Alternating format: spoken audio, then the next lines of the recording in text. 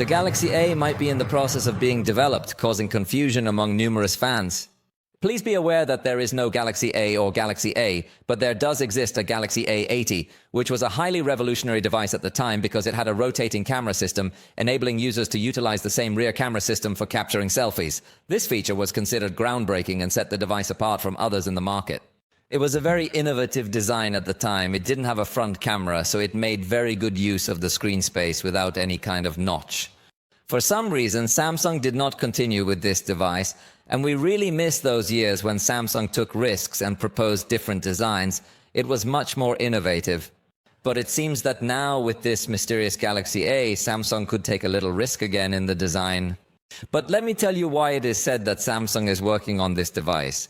A regulatory entity in India has found a record with a model name that would refer to this Galaxy A.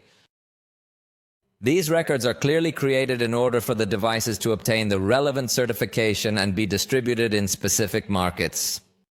So, it seems that India will be the territory where Samsung will debut this device if it does arrive, but there is not much more information about it. The Galaxy A series did not have a large number of successors. In fact, the Galaxy A series only had a few attempts and was later removed from the market in order to make room for the Faye models, which led to its discontinuation.